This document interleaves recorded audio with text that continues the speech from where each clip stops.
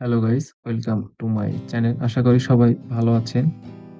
তো আজকে আমরা যেটা শিখবো সেটা হচ্ছে শাপলা বল ফ্রি হ্যান্ডে আঁকানো এবং রং করা। তো চলুন কথা না বাড়িয়ে শুরু করা যাক। ফার্স্ট অফ অল প্রথমে আমরা ৬ থেকে ১২ পর্যন্ত একটা দাগ দিয়ে ৬ ফোঁটা দেব মিডল বরাবর এখান থেকে ৬ সেন্টিমিটার দাগ। এটাকে এবার রাউন্ড করে গোল করে দেব। এবার দুই পাশে যে জায়গা আছে এটাকে আমরা ২টা ৪টা ভাগে ভাগ করে সমান করে দাগ দেব। দিয়ে মাঝ বরাবর শাপলার মাঝে যে ফুলটা থাকে ছোট, তারপরে পাপড়িগুলো আমরা রাউন্ড করে উঠাই দেব। নিচের পাপড়িটা আমি ২ টা দাগ দিছি। যেহেতু শাপলার একটা নিচে সবুজ কালারের একটা অংশ থাকবে এজন্য।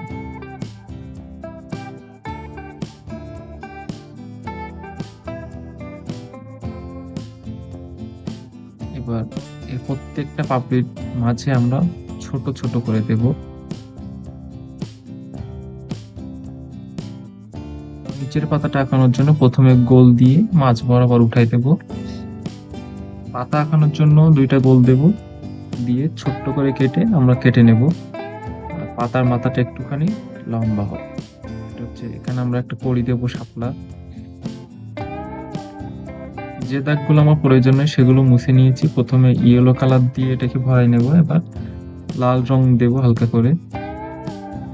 পাপড়িগুলোতে রং করার জন্য ১ম এ এখানে পিঙ্ক কালার দিয়ে নেব। উপর থেকে টেনে নিচের দিকে। ভিতর দিকটা লাইট রাখার চেষ্টা করব।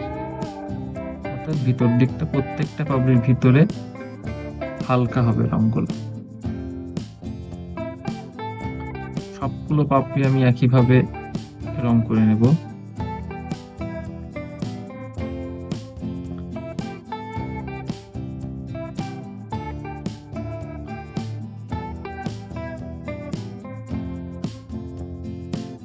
দেন এবার ডার্ক করার জন্য আমরা এখানে রেড কালার ব্যবহার করছি।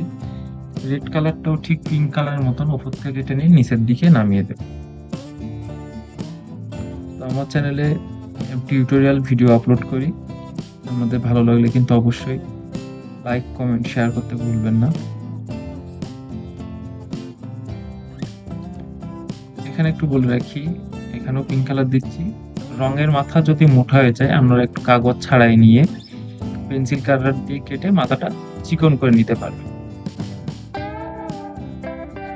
এবার আমি এখানে ব্লু গ্রিন দেব, অর্থাৎ পাপড়ির নিচের যে গ্রিন অংশটা, আমরা এটাকে ব্লু গ্রিন বলতে পারেন বা ডিপ গ্রিন।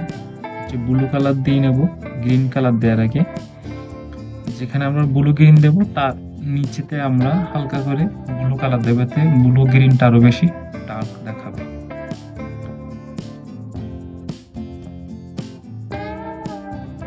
পাতাটায় রং করার জন্য আমরা নিচের থেকে ডার্ক করতে উপরের দিকে হালকা করে দেব। আমি এখানে যে রংটা ব্যবহার করছি এটাকে ডায়মন্ড কালার বলে বা সুতা রং। ডিপ গ্রিনের পরে এখানে হচ্ছে লাইট গ্রিন। উপরে একটু ফাঁকা রাখছি। পাতার ওই জায়গাগুলোতে আমরা ইয়েলো কালার করব। অর্থাৎ হচ্ছে আমরা ডার্ক থেকে লাইটের দিকে যাবো আস্তে আস্তে।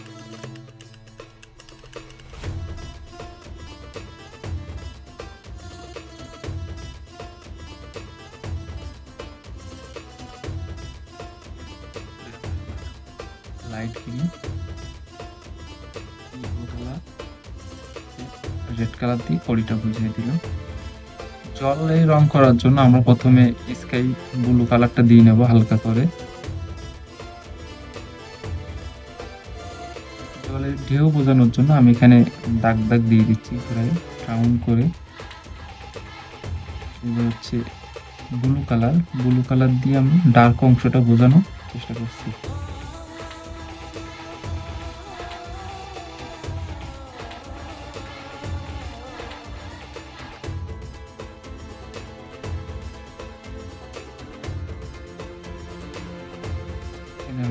রেড কালার দিয়ে আমরা ছায়াটা বোঝানোর চেষ্টা করলাম।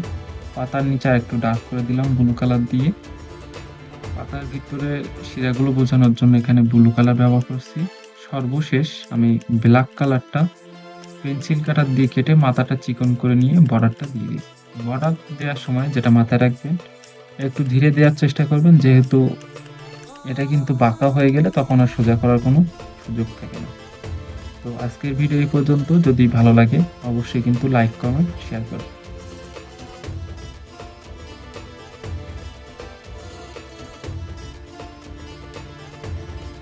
ভালো থাকবেন সবাই। আজকের মতো টাটা।